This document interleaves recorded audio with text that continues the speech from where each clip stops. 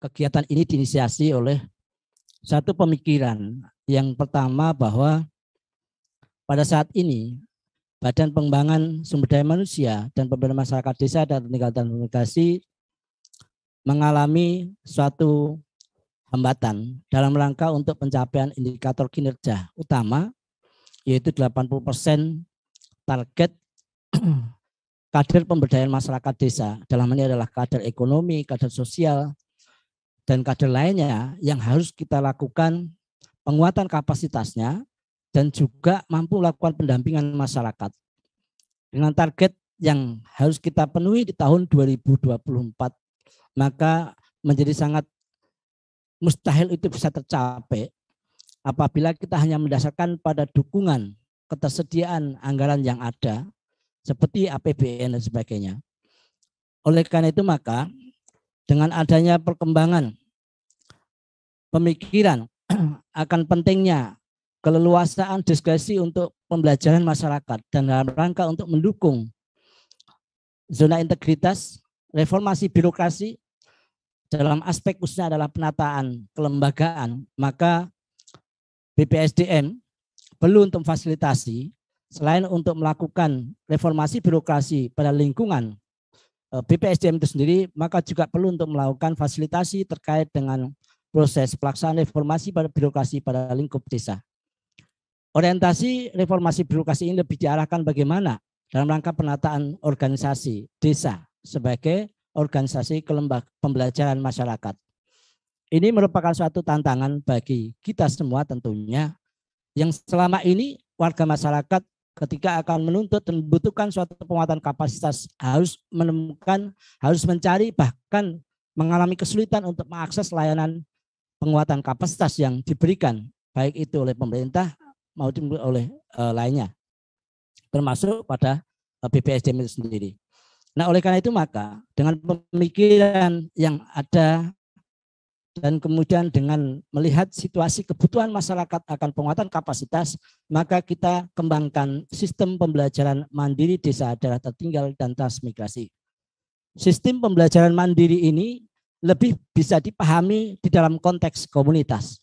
Sistem pembelajaran mandiri bisa dimaknai secara masyarakat, secara parsial, secara individu dapat mengakses layanan pelatihan pendidikan secara online atau daring. Pembelajaran mandiri juga bisa dimaknai secara bagian dari komunitas ataupun kelas sebagai suatu bentuk melakukan fungsi-fungsi atau penugasan yang sifatnya adalah mandiri. Tetapi sistem pembelajaran mandiri desa ini adalah sebagai bentuk orientasi bagaimana masyarakat ataupun komunitas dalam hal ini yang dikoordinasikan oleh pemerintah desa tidak hanya pada lingkup pendidikan formal saja, tetapi kebutuhan untuk pendidikan non formal dan informal melalui proses penguatan kapasitas, pelatihan dan sebagainya. Dan di samping itu juga untuk mendukung pencapaian goal divisikan oleh Presiden Republik Indonesia untuk mewujudkan SDM unggul. Dan kesempatan ini kita melaunching sistem pembelajaran mandiri ini untuk dapat dibudidayakan di desa-desa tentunya dan juga bekerja sama dengan warga masyarakat. Bisa juga desa secara mandiri maupun desa secara kolektivitas melalui badan kerjasama antar desa untuk menyelenggarakan proses pembelajaran mandiri. Ini tidak lain adalah untuk upaya merekatkan ikatan sosial, ikatan antar desa sehingga mendukung untuk integrasi ataupun kesatuan nasional. Oleh badan selanjutnya kami mohon pada kesempatan ini kiranya Ibu Kepala Badan, Ibu Profesor Dr. Lutfiah Nurlaila kiranya berkenan untuk dapat melaunching sistem pembelajaran mandiri ini sehingga nanti juga akan disosialisasikan, diinternasikan ataupun juga terkait dengan regulasi-regulasi yang terkait dengan pengembangan sistem ataupun kebijakan sistem pembelajaran mandiri desa daerah tertinggal dan transmigrasi ini oleh teman-teman yang sudah terbagi sesuai dengan tugasnya masing-masing.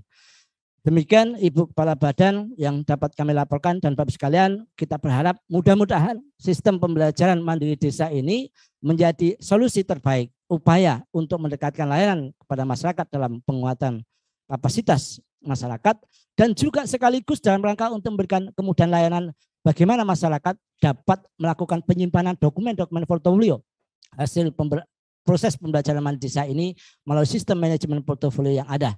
Ini dalam kerangka juga menjadi bahan ataupun menjadi masukan ketika akan melakukan upaya untuk pengembangan, penguatan kapasitas lebih lanjut menuju ke arah kompetensi rangka untuk mendukung upaya menempuh untuk pendidikan jalur formal seperti rekognisi pembelajaran lampu. Demikian mohon kepada Ibu Kepala Badan kiranya dapat melaunching acara ini, dan kemudian Bapak sekalian kami mohon tim yang sudah disiapkan oleh masing-masing untuk dapat berkenan menyampaikan materi yang ada, kebijakan yang sudah diterbitkan dalam rangka untuk mendukung ataupun penyelenggaraan fasilitasi sistem penyelenggaraan pembelajaran mandiri desa daya tunggal dan transmigrasi. Tidak lupa tentunya di sini terima kasih juga kepada teman TPP dan PSM yang tentu sangat diharapkan nantinya sangat aktif sebagai satu bentuk tim teaching maupun fasilitator dalam sistem pembelajaran mandiri desa.